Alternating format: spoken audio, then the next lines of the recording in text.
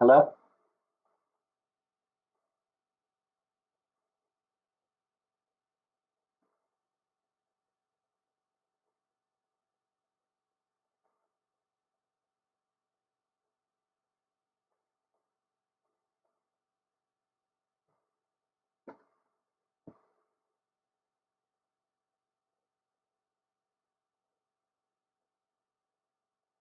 All right.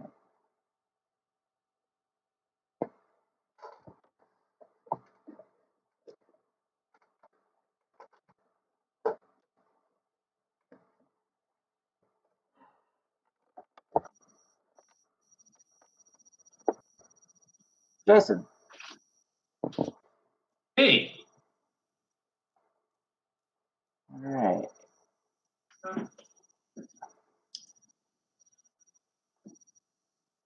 So I shared the link with two different groups and one of my coworkers. And my coworker is planning to join us at some point. Okay.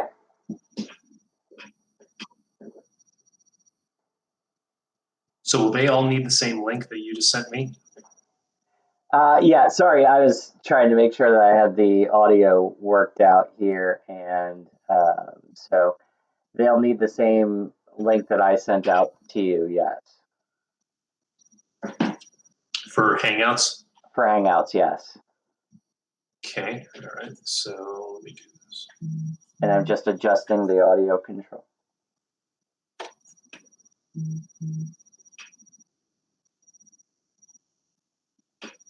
Whoops.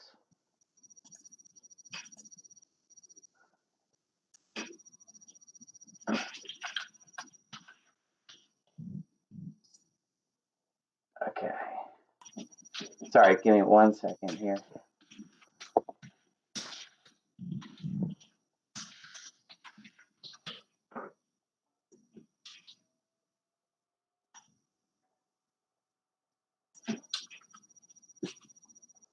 All right. And you know what? I sent it out to our friend over at WMY Brews. And so I'm going to give him the Hangout link as well, see if he can join in and say hi to us. Cool. Yeah. I assume you can hear me? Yeah, well, you Oh, yeah, I can hear you very clear. Okay, cool. You're in my bedroom. All right, cool. Haven't seen that room in a while. Oh, I know. Yeah, it's Fred's room, but she's letting me borrow it for a little bit. So multiple people are claiming it as their own. Okay. Oh, and yeah, I mean, my parents claim it as their own when they're here, but otherwise, little Fred claims it as hers. Okay, all right. Yeah, one of my brew dogs. Yep, can't compete much with that.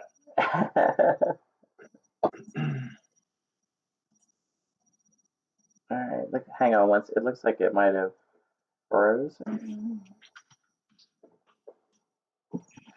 I'm just keeping an eye on there.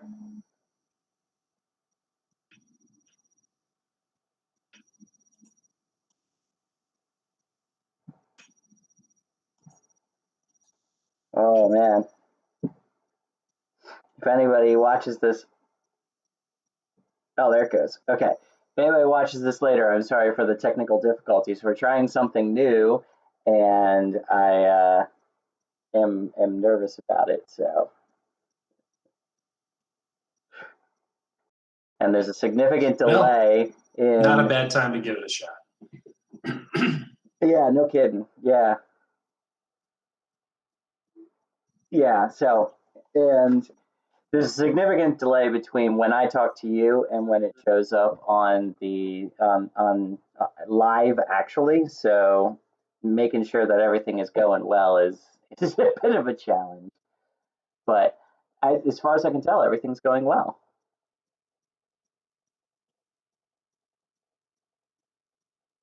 Yeah. All right. So, and looks like someone may have Can just. You hear me? Yeah, I can. Dan, how's it going? I feel like this has been a long time. Yeah, I feel like this has been a long time coming, Dan. George, Dan, George. Hey. These all my podcast VIPs right here in one live stream.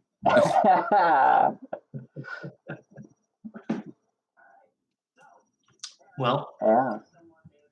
Oh, somebody considering is. that this. Jason, do you have Hold the on. I feed think it's going? me. Is it you? Okay, all right. Well, I guess it's only fitting, being that this is a nice place to brew live stream, that we start off appropriately. So, one moment. Oh no.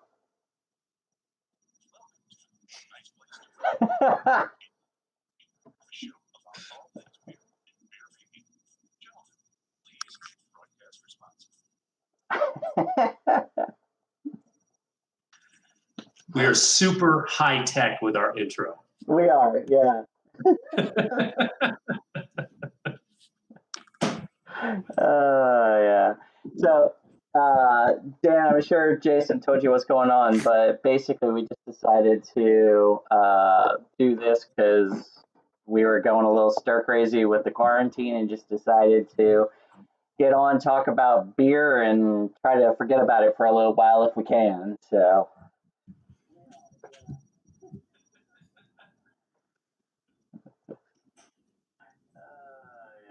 Yeah. That is quite a delay. Yeah, Dan, are you listening to the Hangouts audio or the YouTube audio? Guess we'll find out in a few seconds if he's listening to the YouTube. There we go. I think that's what was happening. Okay, I had there. both going. Gotcha. All right, we're a little bit more in real time now. All right. All right. So the other thing that makes it a little bit appropriate as a nice place to brew broadcast is that we're what we're drinking. So I have, and this is right up your alley, Jason, Back Bay Brewing's Queen Anne's Revenge Coconut Cream Stout. Wow. You guys are fancy. Yeah. Yeah. Can you hold that can up, George? I can, yeah. Let me, are you seeing it? Let me refocus here. Yeah. Oh, okay. Oh, wow. How big? Is that a 16 ounce? That is a 16 fluid ounce can. Yeah. Okay. It looks bigger on the webcam. Well, Right. What's the ABV on that? They say the camera adds a few pounds, right? No, this is ABV is 10%, and Okay. yeah, and so it Nice. is it talks about the Queen Anne for a while. Basically, it's a cream stout with coconut in it, so I'm kind of excited to try it. And it's 10%. That's a fantastic choice. Yeah. So. What about you, Dan? I have two, and I couldn't decide. So I'm going to start off with a refreshing one because today's workday was a little rough. So I have Distill Wild Sour. Okay. All right. Here goes nothing. Okay. All right. We don't talk too much about sours on this show, so I'll be interested to hear your take on it. Oh, I'm a huge fan. Ever since I found them one summer instead of the like grapefruit IPAs and all the sugary ones, it's like they're low enough alcohol content, but they're salty instead of sugary. Okay. So it's like perfect in the summer. Well, you're describing the Ghost style just to a T right there, and yeah, that does fit that description well. So. Oh. Okay. Ooh, that's always a good sound. So, Jason, last but not least, man. All right. So I am wetting my beak right now with my what was designed to be a wee heavy and was submitted to the recent competition as a Scottish export, which I had to do some research to kind of properly identify. I think it fits the profile pretty well. I'm purposely only drinking a half pour of this because here's what I've got waiting for me. What do you got? Warlock. Jason. Jason about Warlock. Yep. That shows you how seriously I'm taking this live stream. I'm bringing out my all-time favorite beer for this. Well, Nice. okay. Yeah. But how many of those do you have in the fridge? Because you were stockpiling them there for a while. You know what? I did drink all the way through that stockpile that I bought. So, That's and kind of I haven't found it out of season since this past autumn. So my supply is limited. Now, do I have more than one bottle left of this? Yes, but not quite enough to last me through the next 2 seasons. Or, and obviously, in today's environment right now, all bets are off as to what supply is going to look like. So. I mean, as a home brewer with a supply with like, I think at this point I have about 15 gallons in my brew shed. It's one of those things that if you're not going out and everything, you got to kind of be careful that you're not just taking that opportunity to slam back some, beer all the time. That's not good for you. But here's the other side of that. As a home brewer, you may be a very popular person because you may be supplied long after everyone else and after all the retail shelves are empty. That is very true. Yes. Yeah. On that note, the timing of this was incredible because I just visited our homebrew shop yesterday because I came up with a recipe and planned a brew day in like less than 2 hours time. So this weekend at a undefined date, I will be brewing a cream ale and using a alternate fermentable, brewing with corn, which I've never done before. So interesting. Interesting. Yeah. Yep.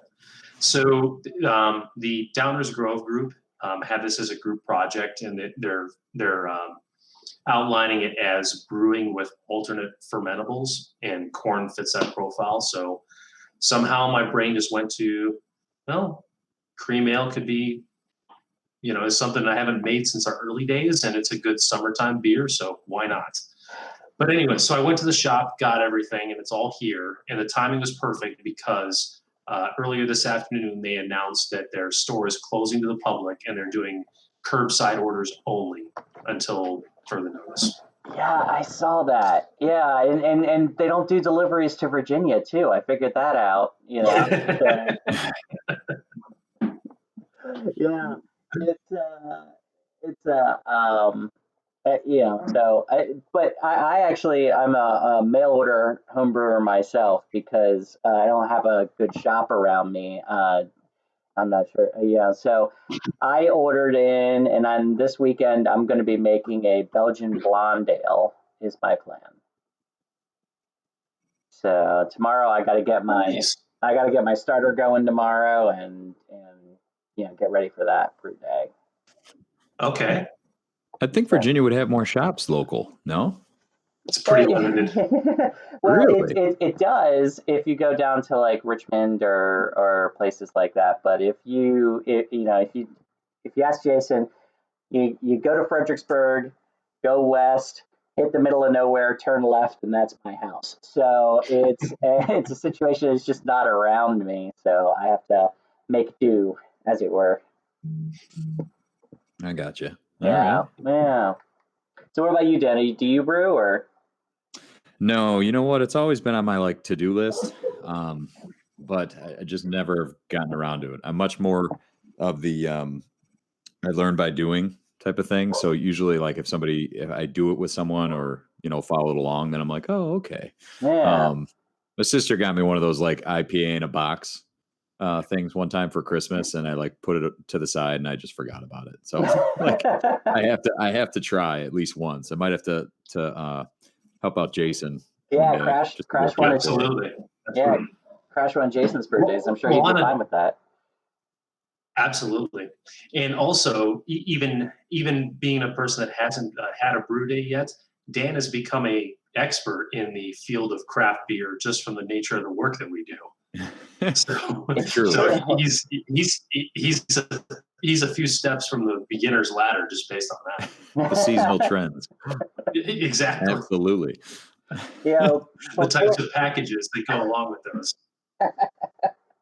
Before all this nonsense started, I was talking with a guy that opened a shop near me, and he was talking about wanting to do crowlers, get a crowler machine, do crowlers, and they were talking about different glasses that they wanted to get, and I was like, you know what? I might know a company that could help you out with some or all of that. And so That is true. I need to figure out who's in the local area that can help him out. So There you go. yeah, you know what? So George, what do you have next on your lineup to brew? Oh well, like I said, I'm going to do a Belgian blonde this weekend. Okay. So I just got the ingredients for that. I decided to go with Harlotau and Tettnang as my hops. The noble hops. Yeah, it's just a little bit of Reinheitsgebot, a little bit going on, and apparently I'm pulling up. Oh, there it goes. All right. And then for my let's see if I can pull it up real quick. Belgian blonde, there it is. For my grains, I'm looking at Pilsen malt 2 row as the base, caramel 20, and a little bit of white wheat malt just to give it a little bit of that wheaty character.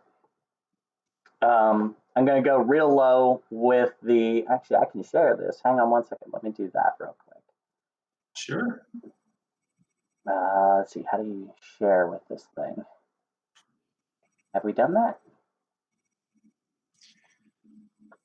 Share screen. Okay. There it is. Yeah, share. Okay. So can you see what's going on? Here we go. All right. So I'm going to do Harlotau Magnum, 14 alpha acid at 30 minutes. And then I'm going to do Tettnang right at the whirlpool. So just as I kick off the heat and I start to do my whirlpool, I'm going to throw that in and delay the final chilling by about 10-15 minutes. So that's the plan. And then I went with the Belgian Abbey too, because that's a pretty solid Belgian, yeast. So, yeah. This Beersmith thing is fantastic. Oh, it's awesome. It really is. I was just gonna ask, do you just like trial and error, like I'll try this up and blah blah blah, and just toss it in? I imagine some like witch's brew where you're just like a little bit of this, a little bit of that. Yeah. You can do it that way, or you can use this, which does all the work for you. Sometimes it feels, even when you're building a recipe in Beersmith, sometimes it feels a little witch's brewish because you pick a style down here. I don't know if you can see how well you can see that, but then it gives you some guidelines, and as you add in different things, the figures change. Like if I take out this Magnum hop, you can see it just like the bitterness went down to almost zero. So it's just how they do things there. Just yells at you. This is no longer a Belgian blonde. Yeah, it's pretty much. It's like by putting you in the red category. Yeah, pretty much. That's his version of that. So, but yeah, Jason and I have been using that for a long time. In fact, we share a cloud for our all of our recipes. So all of Jason's recipes and my recipes are in the same place. So that's how you guys do the competitions. I know you guys have brewed the same one before. We have come out with different results. Yep. Yeah, we did that, I think, twice last year, George, if I remember correctly. We did, yes. And I think we should probably plan another one. I agree. And honestly, I feel like we may have accidentally stumbled into this already because that cream ale style that I'm making this weekend is really close to what a blonde ale is. The corn's going to be the differing factor, I think. But take that out, that's side-by-side comparable. What complexities does corn throw into the mix? Is it just you throwing it at a different point? Does it take longer, shorter, or it's like kind of a different brew process altogether? I don't really know, to be honest. This is kind of uncharted for me. Neither of us have. This summer, I want to make good on my threat to make a Corona clone. And that's one that definitely has corn. Well, it wasn't meant to be, but maybe I'll call it a something else clone, some other Mexican beer. Tecate clone. But that has corn in it as well. And my understanding is you kind of grind it up just like you do the malt, and then throw it into your mash tun. But it'll definitely be something that I want to look into a little bit more and make sure that I'm doing the right thing. So yeah, yeah. So you haven't when are you running down to get your ingredients? Oh, it was yesterday. Oh, you did. Oh, okay, you got it. All right. Yeah. The So last day that Brew and Grow is going to be open to the public for the okay. foreseeable future. So are you? Is because you made it sound like you might not brew this weekend? Is that just up in the air for other reasons? It's up in the air as far as to which day it's going to be. Oh, okay. Obviously, with the events, yes, my whole calendar has kind of been thrown into disarray. So I'm fully committed to making it this weekend. I'm just not sure which day. Okay. So we'll see. All right. Yeah. So, yeah. So That reminds me, actually, because I got to make my starter tonight. Yeah, my plan is probably to make my starter tomorrow morning, and get that running. Because I'll probably pitch on Sunday. I'm gonna make it tomorrow, but I'll probably pitch on Sunday. I mean, not tomorrow, but Saturday. Because Saturday. I'm already. Pitch early Sunday. Yeah, I'm a day ahead of myself, apparently.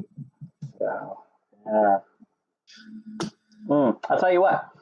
This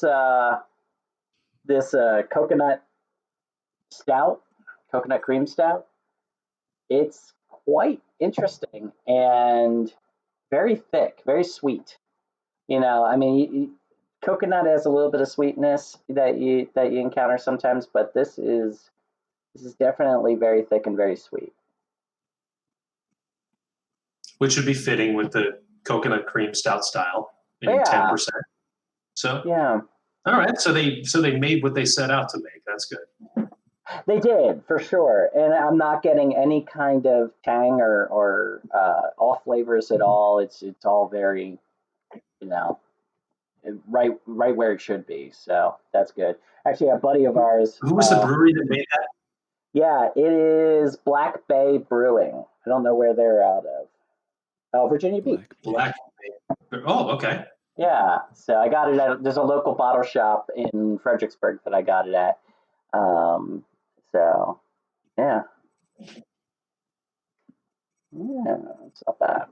All right, how about you guys? How's your drinks going down today? The sour's hitting the spot for sure. Yeah. Refreshment value is delicious. It's like for me, it's like opening like in our youth when you cracked like a Coke and it was like that first sip, you're like, yes. It's just refreshing, but Yeah. it's also going down very quickly. So I don't know if that's a good or bad sign. At least it's only a 5.2, but Okay. I do have I'm drinking local apparently tonight. Very good. Distill is out of Illinois, Normal, Illinois. I've got some Three Floyds Space Station Middle Finger lined up. Okay. And then I do have what is the Space Station Middle Finger? American Pale Ale. Oh, okay. It's actually one of my favorites because it's not too strong. It goes down smooth, and it's one of their easy. Like for me, it's one of the normal beers I drink from them. Like it's right in the middle of the road for me, anyway. Nice. So, Jason, how about yours? So, I am pleasantly, being that I've had this beer for several months and just chilled it within the last couple of hours, I'm pleasantly surprised that the spicy aromas are still very much present. That was the first thing that I caught right when I had my first sip, and the flavor is just everything I love about Warlock. So I'm very satisfied. Yeah, the camera was definitely on you when you first took that sip, and I could tell that you were quite satisfied with what you encountered. So, let me tell a story here on the live stream, and I'm sure I've probably told this story on the podcast before, but this will probably be new for you. George was with me when I first had Warlock, and it was on my birthday, I think 4 years ago. And we ended up at, was it Beer Market or World of Beer? It was World of Beer. It was World of Beer. Okay, so we had, our plans were have dinner, go over to World of Beer, just have a couple beers. Well, a couple beers turned into just a night like no other. And yeah, George's wife was nice enough to drive the both of us home that night. But the Warlock was the final beer that was ordered that night, and I took one sip of it, like so. I said, "Oh my God, that's the best beer I've ever had." Now, remember, this is after a full night, and this is an 8% beer. Oh, yeah. Finished that. A second glass showed up, which I did not order, but it showed up, and it got drank. So, yeah. Yeah. So it was quite a night. That was definitely, and I like that you took a sip just to demonstrate for those who might not be familiar with that what's going on. Yeah.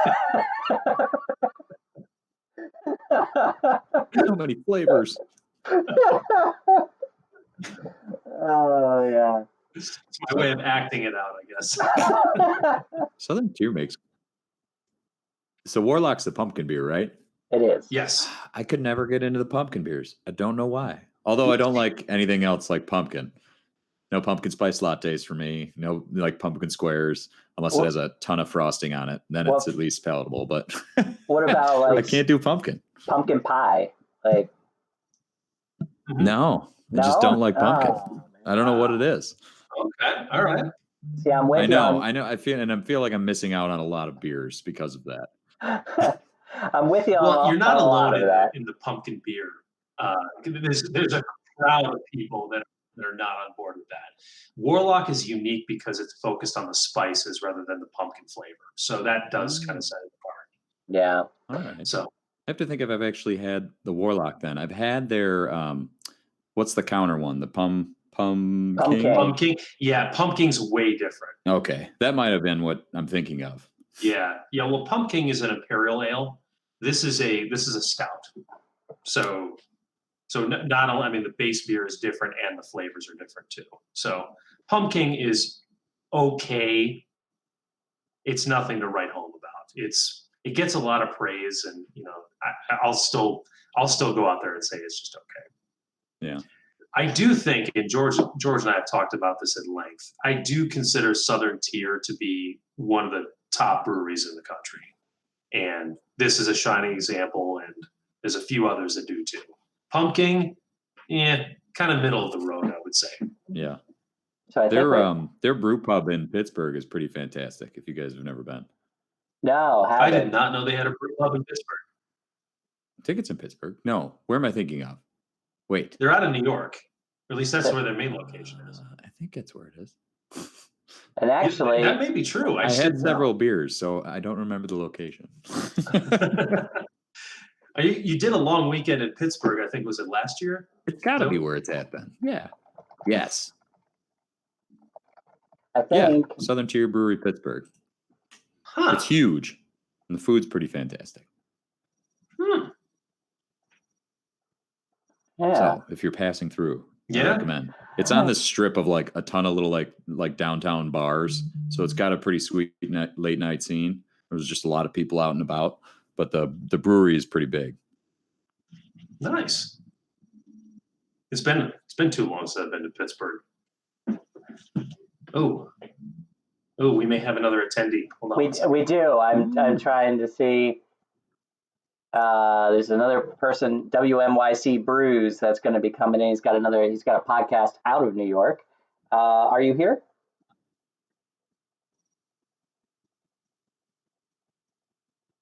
Oh, he may have had some trouble. I'm only seeing 3.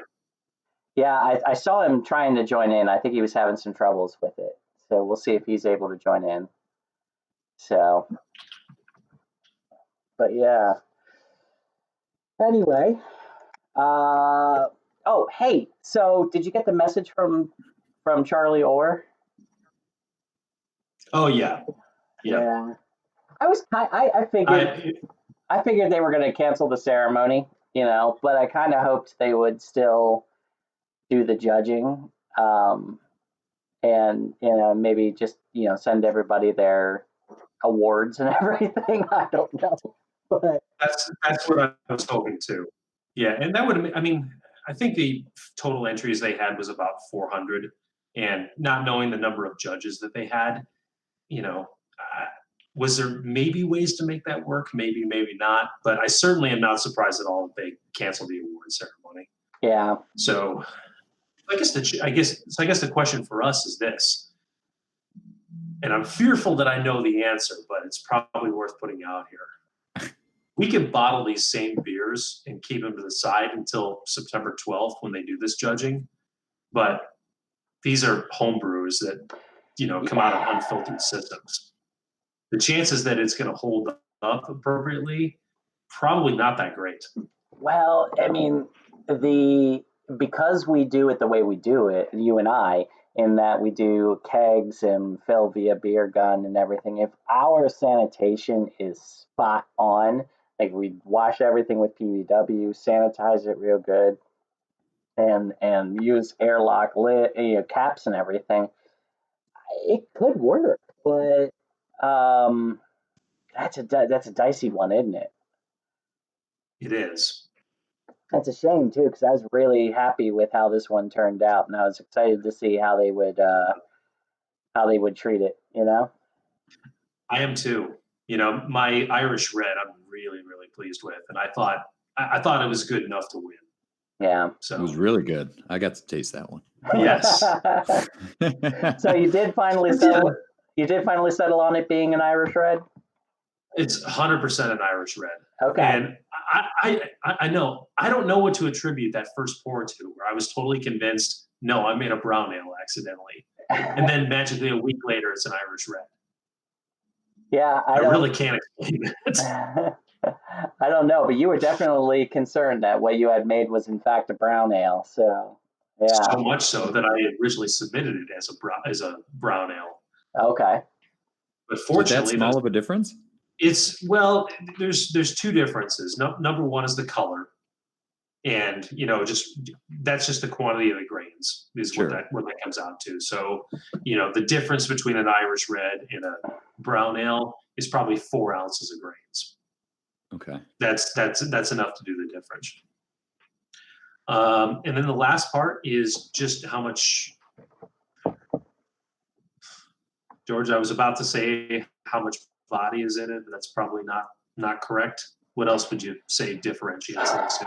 So body is definitely one of those things. The Irish Reds tend to have a different character than the brown ales. Brown ales tend to be a lot roastier, a lot darker. Sometimes they have some kind of chocolate kind of flavoring to them, whereas Irish Reds tend to be a little bit hoppier, and not so hoppy that they're not malt forward, but a little bit hoppier, and honestly sometimes a little bit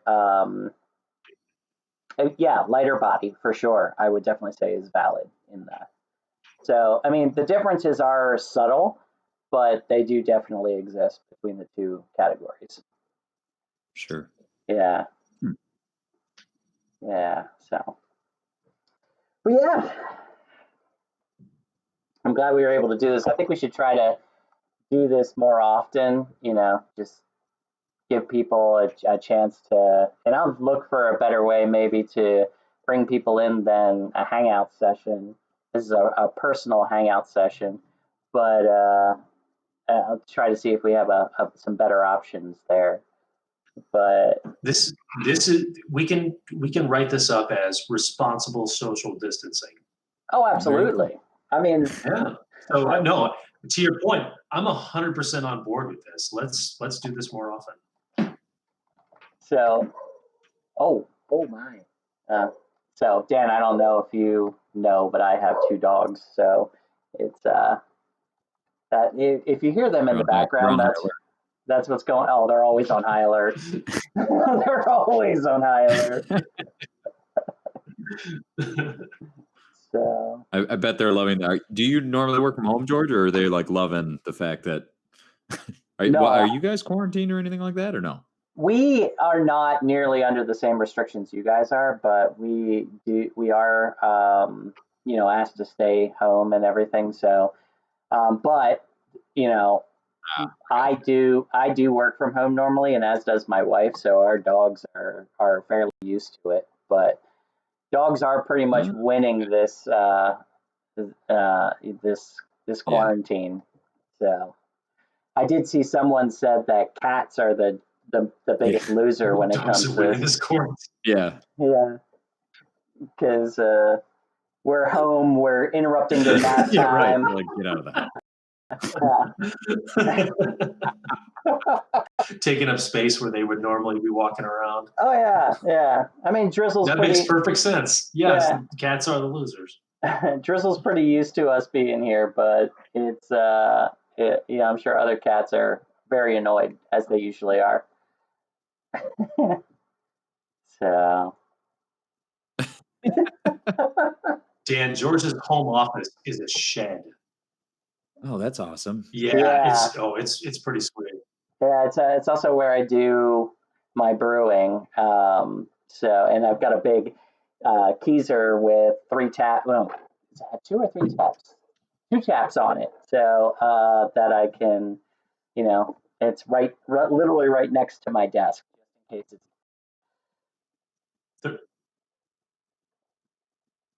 I was gonna say, situated just over the computers. So you're like, I'll just get another one. Thank you. No, you Yeah, don't.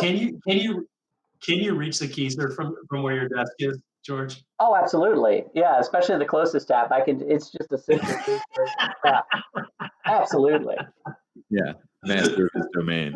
If any, if anybody's listening from work, not that I do, but I can. Hypothetically, Yeah. No. Yeah. Just could. purely in the abstract. Yeah. Yeah. No, man. In applying to my situation, I I cannot reach for a I cannot reach for a tap handle from my desk, but you can pretty much see the tap handle where it would be just from where I'm sitting right now. So Yeah. I still think the situation's pretty good. You don't Yeah, need to. you've turned your garage into a tap room. Yes, I have. Yes, brew house, tap room.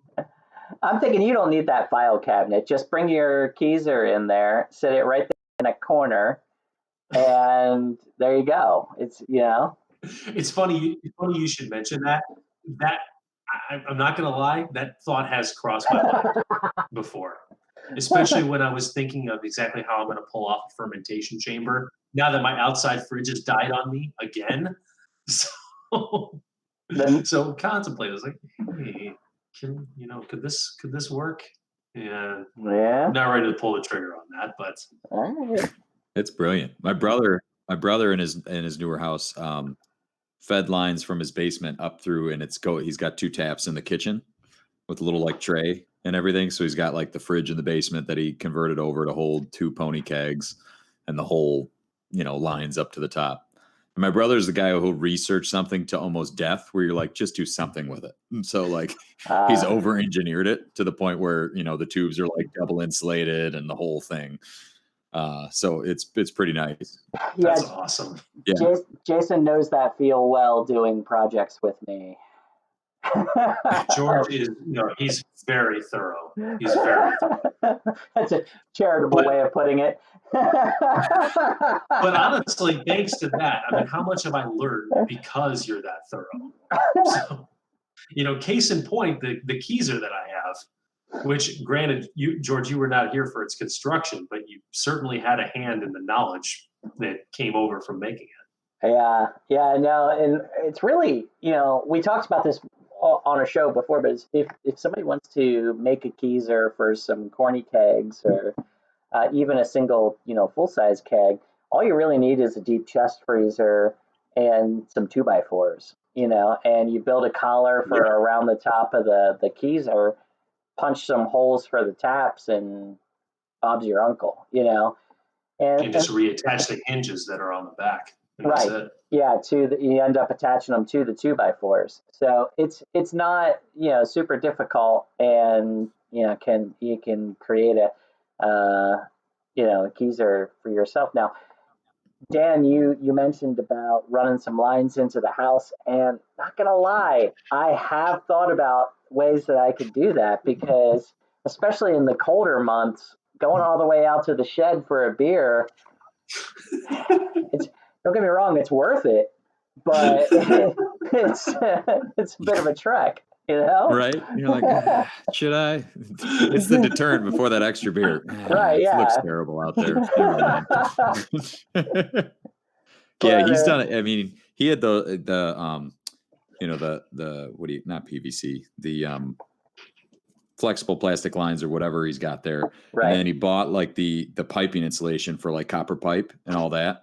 Okay. So we got that, doubled that basically up, duct taped around it and everything else. And so, yeah, I mean, it's traveling at probably a good 16, 20 feet, maybe. Yeah. Yeah. Cause it's going out of the fridge. Yeah. So, at some point we started figuring out, I'm like, Mike, you got to clean those lines. He's like, and so he's got, this whole system now with like the, you can buy like that cleaner or whatever. You basically like pour, down it and everything Right. like that. So he's done that a few times, but it's worked like a charm. He got another fridge somebody was going to throw out. He's like, I might expand it into 4 taps. I'm like, okay. Hey, he's got a good system. That's awesome. Sorry, Dan, but we do have a newcomer in here. Scott, it looks like you might be muted at the moment, but welcome in.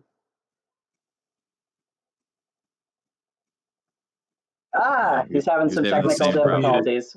Oh, no! Yeah. We lost him again. Yeah, he'll be back. He's from a podcast out of New York called WMY Brews.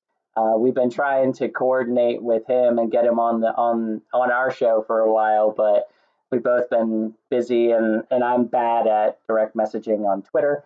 So, we keep missing each other. So, yeah. But yeah. Well, we found the opportunity. Yeah. So yeah.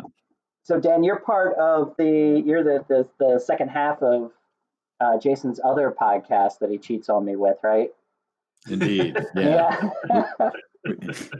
We do one for our company, sort of on all the happenings that are going around.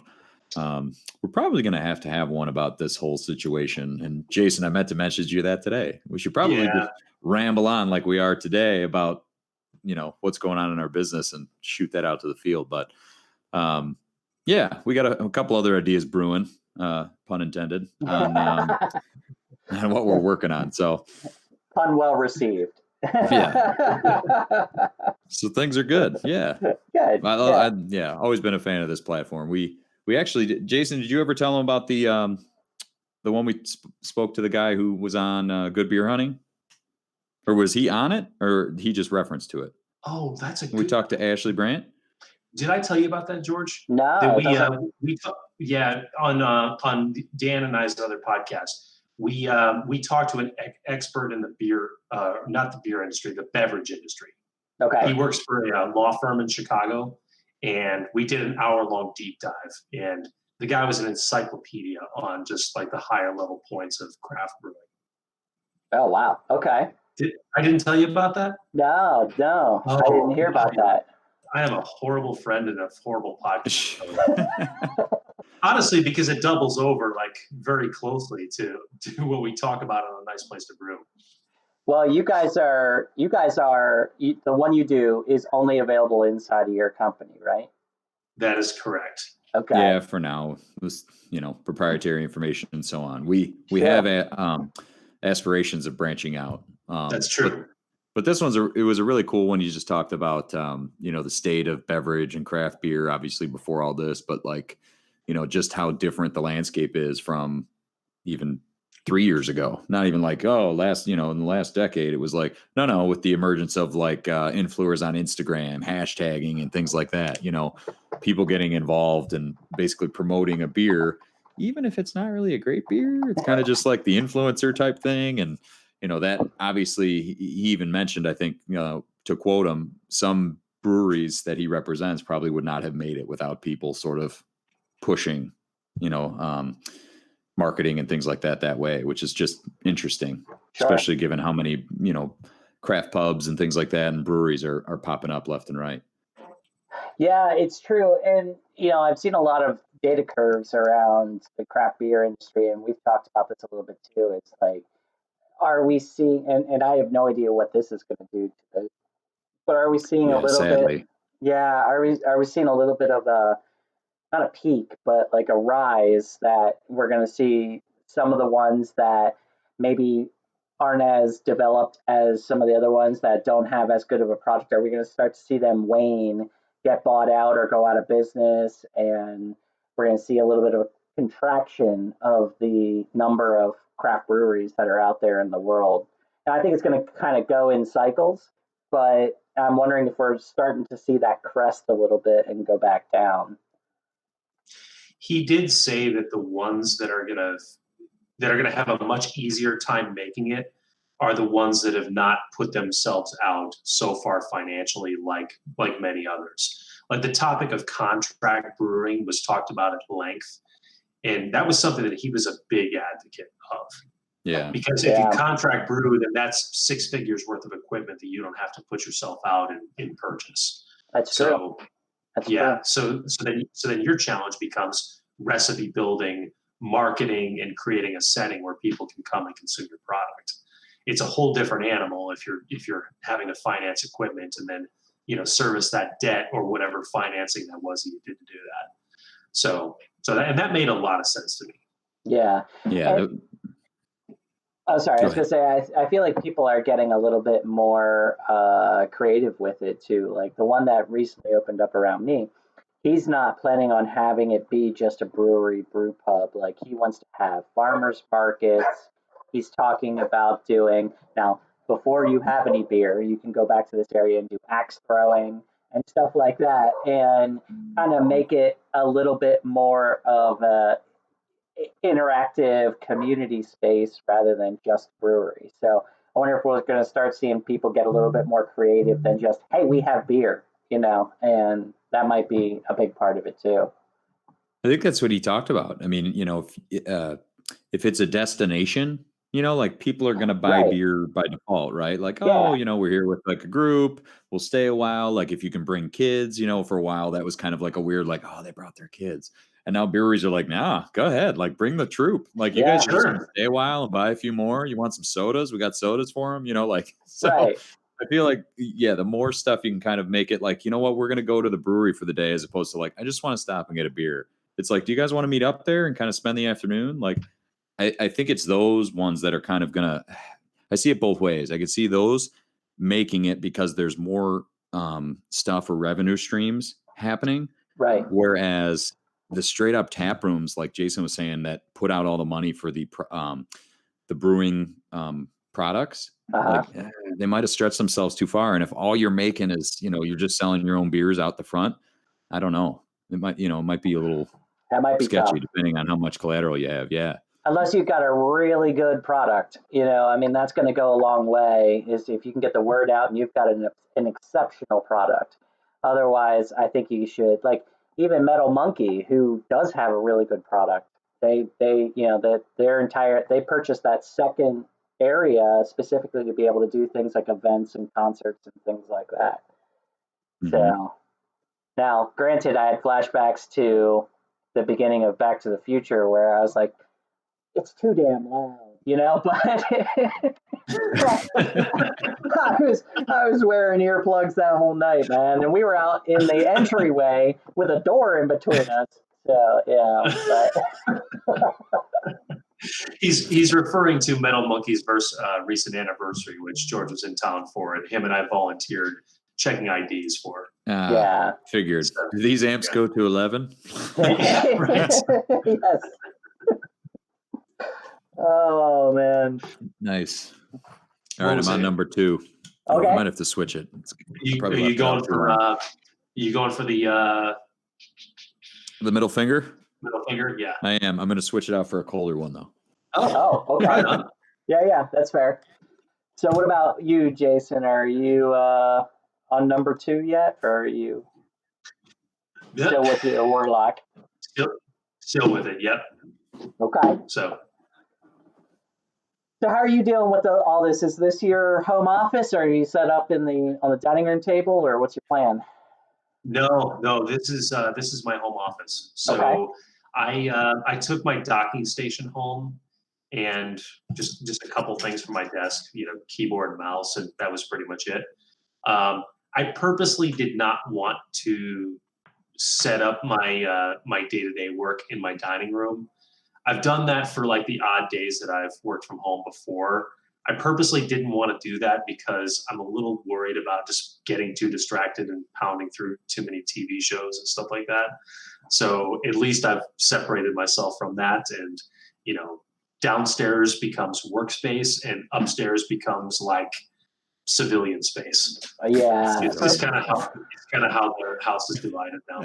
Now, George, you can relate to that because when you go to work, you go out to the shed. When workday's over, you're coming into the house. So you have that same separation I'm talking about. Yeah, we have a lot of people now that are working from home for the first time, maybe ever, but definitely since a long time in my company. Yeah, right here. Not that at least long term. Yeah, exactly. So since I did it, I've done it with Trustwave for a long time, which is my company, and in previous work lives, I have been kind of trying to acclimate people a little bit and give some suggestions. So I sent out today some suggestions of basically, number one, take care of yourself. Means make sure that you're taking a shower, getting dressed, exercising, doing those things that you can easily neglect when you're like, well, it's not really important for me to, bathe every day because no one's going to see me, but it can really affect you. Right. Number two, communicate. If you start, you don't talk to people for long enough, you're going to start talking to the dogs and expecting them to respond. So I was joking on a call today. I'm like, I don't even have a goldfish to talk to. The walls are starting to talk. I was on that call. I could speak to that. Yeah. Number three was remember to take breaks and lunch and things, because when you're at work, you almost feel incentivized to take breaks. And when you're at home, though, you feel like, oh, well, this is so convenient that I'll just grab lunch and eat a sandwich at the desk and things. And then you're constantly in work mode and you end up like overstressing yourself.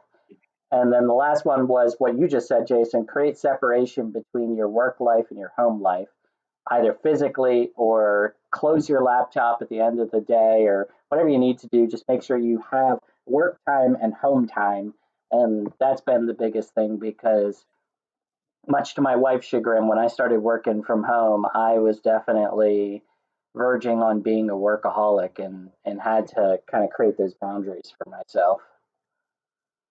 It's certainly easy to fall into that. Yeah. Dan, is this your first foray into working from home? No, I was able to. Well, I guess long term. I was able to at my last company, like, here and there, or if I needed to, and I love it because a day or two you're like, oh, like you get that much more. You don't have to jump on a train and the whole commute. Like I can just get more stuff done. Right. But I have noticed even now through day 4, I'm like you said, I'm working a lot more. I'm still eating at my desk, even though I'm right next to my kitchen. And I think it was yesterday. Yeah. Last night I was like just burnt. I was like, I don't really even want to talk to anybody. Like I was on the phone all day. And then I was like, because you have to make so many more extra calls when you're working remote, like rather than just popping over the, like I'd run over to Jason's desk at work and be like, hey, like what about this and that? Like, oh, and then you also got to move a little bit. Like my hip flexors are killing me right now because I've just been sitting, like. So meanwhile, in conference calls, I'm doing like lunges on mute. I'm like, all right, let's just move things a little bit. I tell you what. Yeah, it's important. I use the same microphone. My cat? Did you bring him back in? Our cat just went outside for his, but he never does that. He's an indoor cat. He knows this. I You're don't like, know. we don't own a cat. Oh. No, we do own a cat, or as much as you can own a cat, you know. But That is true. so this microphone and headset is the same thing that I use when I'm at work because I have Teams and a virtual phone on my computer. So I use this setup, but every once in a while, It's basically like Skype, just like we have, Dan. Yeah. yeah, Skype's so sketchy. it is very. Is that sketchy. what you guys work on though? Skype? Is that what you guys have, George? No, we have Teams and we have a Cisco phone system. So Oh, okay. yeah, but Oh, yeah. if it's an internal call and because when I talk on the phone, I tend to be a pacer. So I'll grab my phone and a Bluetooth headset and I'll walk around my house to try to make Yeah. sure I'm not sitting all day, you know, especially if it's on Teams because I can do that from my phone and, you know, just walk around. And so that helps too. But anything to break up just sitting in one place for 8 hours doing nothing but staring at a screen and talking to people is what you need to do sometimes. Totally agree. Yeah. Yeah, I'm answering Yeah. every call from my mobile device, and I have headphones that just plug into the jack on it, and the headphones, of course, have a microphone, so I can move around at will for being around a call, and I usually take advantage of that. Okay. Yeah. Any break you can get, for sure. For sure. Exactly. Yeah. Especially because, you know, like a lot of the calls we're on now, like Jason and I are working on a integration sort of project, and a lot of it is sharing screens. So even those calls that are like Yeah. a couple hours long, you're like, I gotta stare right here. Yeah. We used to have Skype on the phone, but I don't know, they took it away or it doesn't work anymore or something. I don't know, but Like you said, stupid Skype Mhm. is sketchy.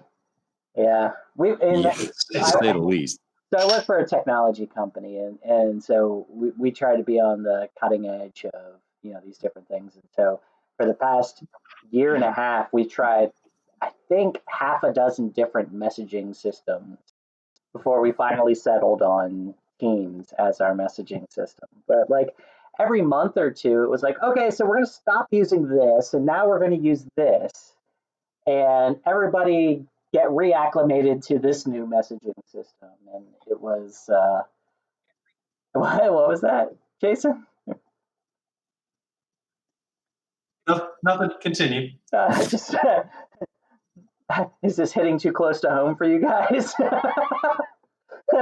No. Okay. Carry on. Yeah, but it you know, and I think we're finally settled in, but it took a while for sure. Yeah. But anyway. Oh, so Dan, you're not brewing this We may weekend. be lucky enough to say goodbye to Skype before the end of 2020. Oh yeah, okay. Huh? I was gonna say you're not brewing this weekend. What are your plans if you wish to share? You know, since you can't go out to the, you know, various places.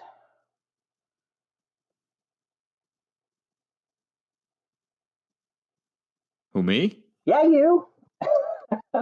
Oh, did you say Jason. Dan? I Yeah, don't know.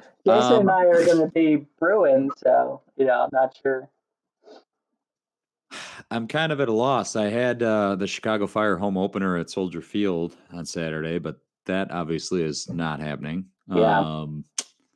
And if you know, so it's kind of like, yeah, what do you do? Right. My plan is to probably just go outside, like whether it be hiking or something else. But I feel like a lot of people also have that idea. So certain popular areas will probably be suddenly a place of communal and be like, Right. oh, there's a lot of people here. Yeah, So especially if it's nice, you go down find some to local nature trail yeah. or something. Did Jason say something? Yeah, it's been nice. Like today was rainy. Previous. Hi, Hannah. Hang on. Can you hear me? There's Jason. No, she doesn't have headphones. She can't hear me. She can't hear you. She just wanted to see you. Hi, Hannah. How's it going? This is our first live stream. So, I'm yeah. allowing George to borrow my bedroom for purposes of live streaming. Yes, I'm going back to that. Yeah. So yeah, if you go to a place, what was that place on this that we went to, Jason? I think we went camping around there. What's that place called? Did you go Starved Rock? Starved Rock. That's the one I'm thinking Dunes? of. Yeah. Oh, okay. Yeah. I bet that place will be kind of packed. So. I would imagine, yeah. I mean, the nice part is it's spring, so like earlier today it was kind of rainy, but just a little bit. But during this week there was 2 days where it was just like nice and sunny, so I just like stopped work and like went on a run. Just like I need to get out of the house. So this could be worse. It could be worse. It could be the middle of January and we're getting like a ton of snow where you literally can't go anywhere. That is a really good point. That is a really good point. Yeah. So I'm at least okay, like, all right, we can go outside. It's not like it's some airborne, 28 days later thing where like, don't go outside. Yeah. This apocalypse does seem to have a distinct lack of zombies. Yeah. It's just, I'm not feeling enough anxiety. We haven't seen the end of this yet. We're not out of the woods as far as zombies just yet. It's true. At least it's that true. we know of. The cover up. They're mutated. It shouldn't even be saying that. Yeah. It's not even put out that this is difficult. Put that out there. It's challenging enough as it is. Yeah, exactly. We're missing zombies. Yes. It's the title of this episode. Still searching for patient 0. Oh man. All right, so Jason, you're brewing at some point during this weekend. Yep. Yeah. George, what about you? That's my plan too. Make my Belgian blonde. You guys too? Yeah, and then we started. We the wife and I are fans of board games and everything. So we have this new one called Gloomhaven. Oh yeah. Yeah, heard of Gloomhaven?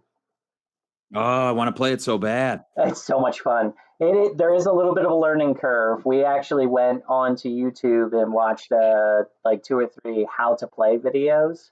The rule book is like 100 pages long and very detailed, but sometimes it's just easier to see kind of it in motion and see how things go. So we're through. I'm with you. Yeah, for sure. Yeah, so we're through the first scenario, and so we're playing the second scenario, and so I think we're going to be doing some of that too. Nice. Yeah, I'm a huge fan of board games. Actually, so this whole COVID-19 thing screwed up like my whole spring. So next week, I'm a self-confessed total nerd. I have a D&D, all that stuff I play. So actually, I was supposed to go to GaryCon in Lake Geneva, Wisconsin, for Gary Gygax, who started D&D basically. So I was going with 10 friends next weekend for 4 days of just sheer nerdery, and it got canceled. And so we're trying to figure out if we can do basically can we do a live stream of Gloomhaven or something more involved? I was all amped up to do this full on 8 hours of just games. And I'm got stripped away. So we've got that, or the Fallout board, more intense board game, just those longer term ones. So I'm with you. Yeah, they're a lot of fun. I've definitely been looking into, and I foresee a surge in its use of things like Roll20 and stuff where you can play D&D online. And I've been thinking about spinning up a campaign for myself and a few of the guys at work, and being able to do that. But with board games, I think it's a little bit more challenging because each player in a board game is supposed to be moving the pieces. So you either have to do it for them, or they have to have a copy of the game that you can also see, and it becomes a little bit more challenging that way. So Yeah, for yeah, sure. How do you many have, of those games that you can buy? And I don't know this world that well. You guys sound like you know more than I do.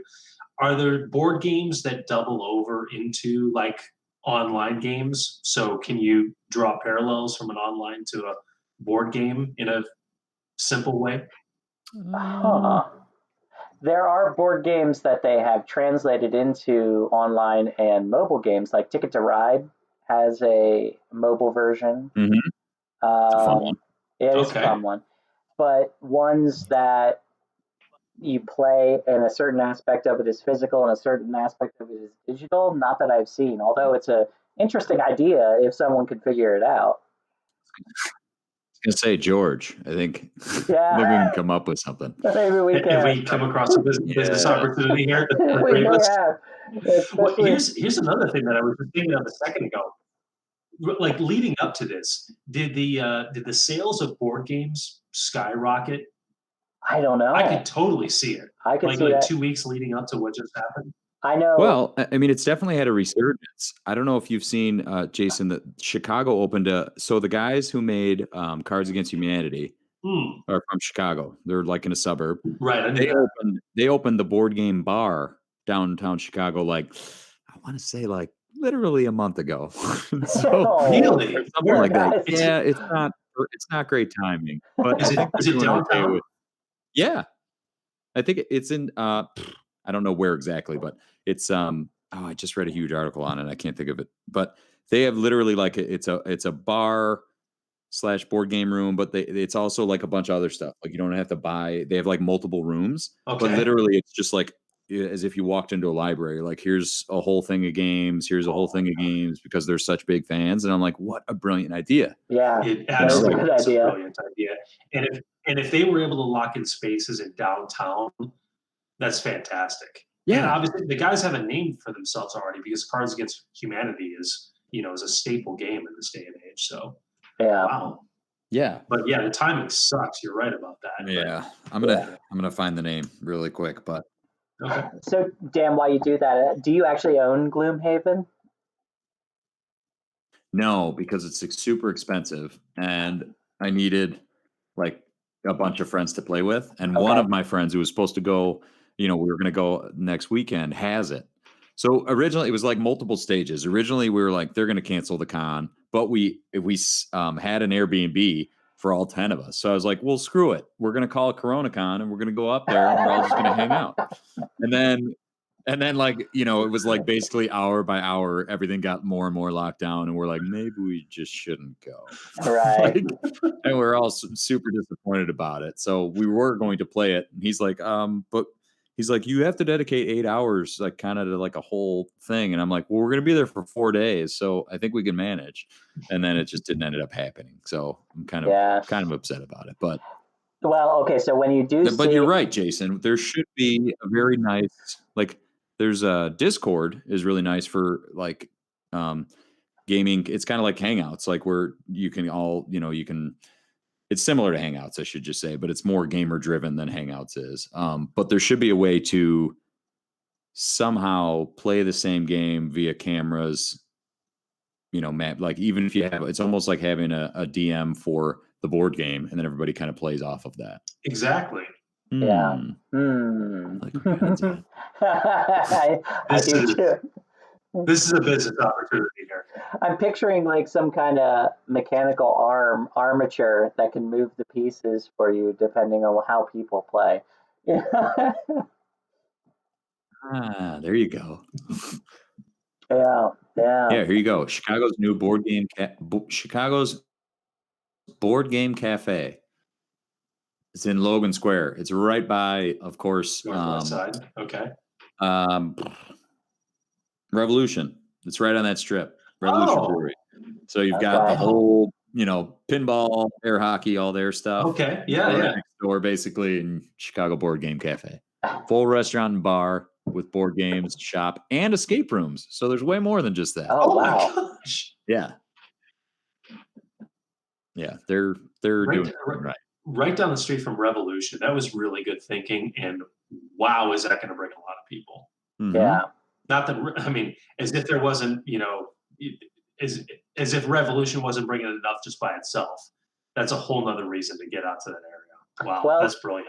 That kind of feeds into what we were talking about earlier, is like kind of making that whole area a destination, is team up with Revolution, have some of their taps there or something like that. I think that might be a good he's going to link to it. Okay. Yeah. It is exactly what we were talking about. Make a destination out of it. Yeah. Make it easy for people to come out. Make it easy to spend long amounts of time. If you spend long amounts of time, you're going to order more beers and drink more and stay around and spend more money. So yes, it checks every box. Oh, I just sent this article in the chat. They have like themed rooms and the whole thing. I mean, it looks like in one room you're literally in a castle. It's like super long, like tables and the whole thing. So they spent some serious money opening this place. I mean, it certainly seems like it. Yeah. But that's the best part, because board games like Gloomhaven, you're like, do I want to drop $200? I don't know. How do you play it? You had to watch. You bought it. Yeah, you bought it and had to watch 3 videos. Like, how do we play it first? so I got it as a gift, but I if I did spend $200 on it, I would not have been disappointed. I'll tell you, this game plays like a video game in how it develops, because you start out, you have like 30 different envelopes inside of the game. Most of them are sealed. So you start out with the option of playing with 6 different characters. And as you play the game, you have different quests and different things you do in a campaign. And as the campaign evolves, it says, okay, now open this envelope.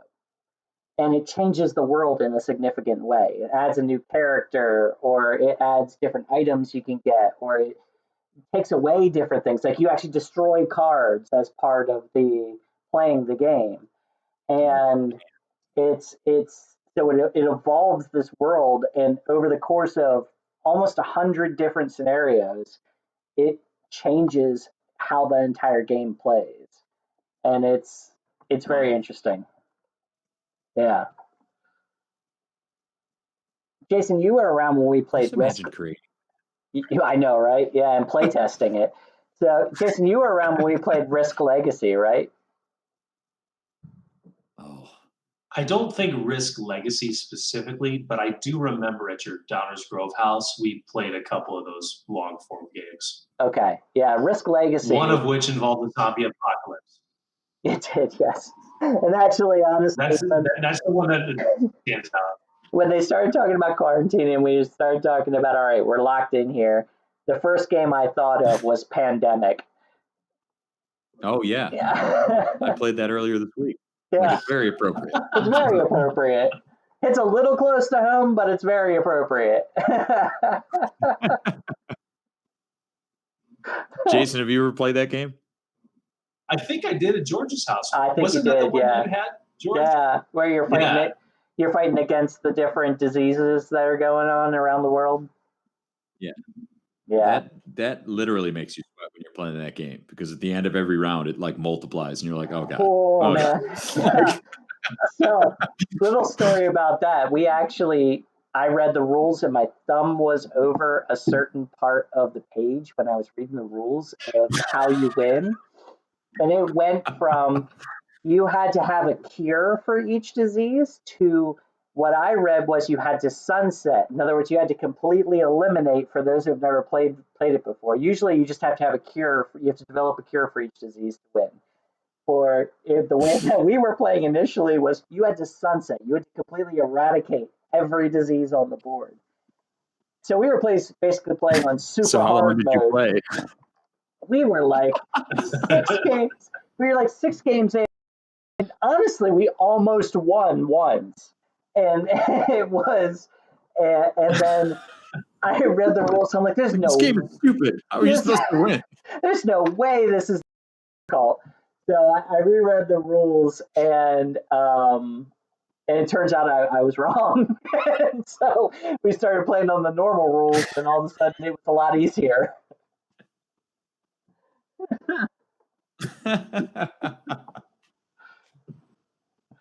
So I had more fun playing Oregon Trail. Oregon Not There Trail. you go. not to knock this back way many pegs, but yeah, Oregon Trail had a lot of fun. Yeah. Dying of dysentery was about as crazy as it got when our youth. Exactly. Have you played the Or a card? snake bite. Dan, have you played Yes. the card game? I remember naming the tombstones so you would die and read a sentence. No, I haven't played the card game version of it though. I've had it it's in my great. hand a few times. Yeah. Jason actually made it to Oregon, I think, It's in that great. one. Hey, That's right, I did. Yeah, Yeah. you did. do you still start as the banker? I mean, who didn't choose the banker?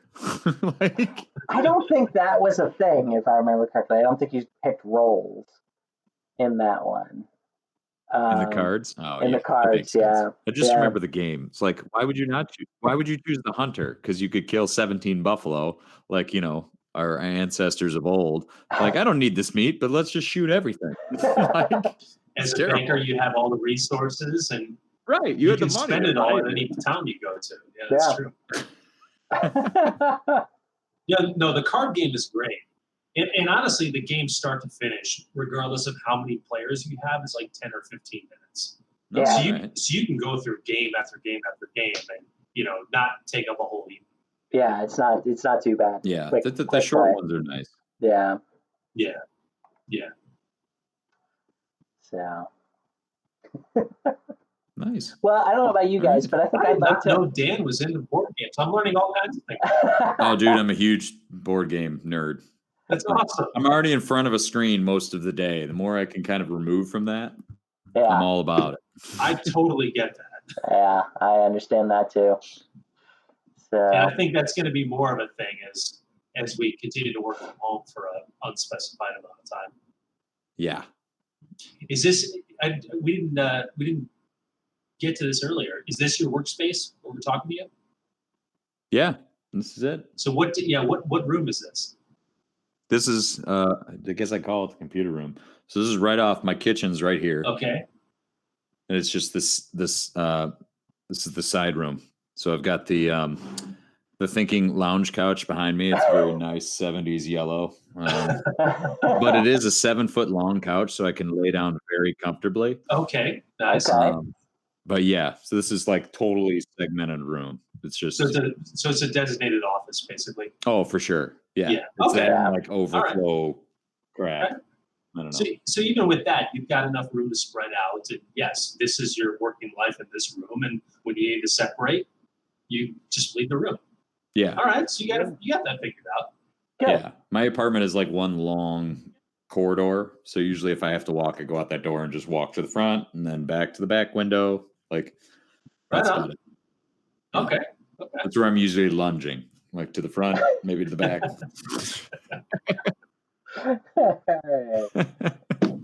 So I don't know about you guys, but I think I'd like to make this a fairly regular thing, at least while we're stuck in here, and just bring in different people, talk about different things, and kind of make sense of the world around us and keep communicating, like I said earlier. So, how are you guys feeling about that? I feel great about that. I would be honored to be a continued guest. Thank you for having me. Welcome. Yeah, absolutely. So, Welcome, Dan. I'm going to look for what might be a better way of doing this communication, because obviously we had some technical problems bringing in Scott tonight, and we'll look for a way of being able to do this a little bit better. But for our first time out, I think it's been successful. The live stream has kept going for not 100, but an hour and 20 minutes. So, yeah, thanks guys for joining in on that. Is this going to show up on our YouTube channel? Absolutely, it will. Yeah, it actually is right now, but it will show up as a former live stream as soon as I hit end stream here. That's awesome. Yeah. Nice. That's all the more reason to do this on a regular basis. I think this is a great thing to do. Yeah. So, if you happen across this, we didn't have a lot of viewers tonight, but if you happen across this and you enjoy it, keep an eye out for on our social media, and we'll let you know when the next one is happening. And we will, like I said, I want to try to make this a regular thing, and we'll see you soon. Should we do this somewhat officially, like we do the podcast? Oh, absolutely, we should. Yes.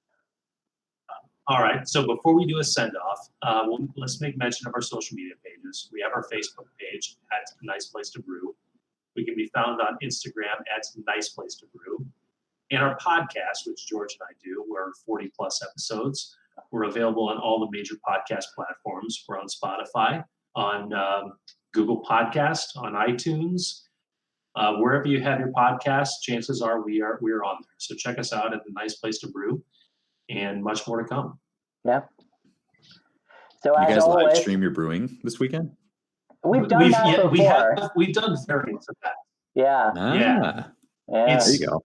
I don't think we've perfected it yet, but yes, we've done things of the sort. Nice. Yeah, for sure. Yes. So as always, So go ahead, Jason. It's up to you, man. you need a glass in your hand, sir. Okay, there you go. All right. It takes a lot of good beer to make great beer. Cheers. Cheers. Salud. See you guys next time.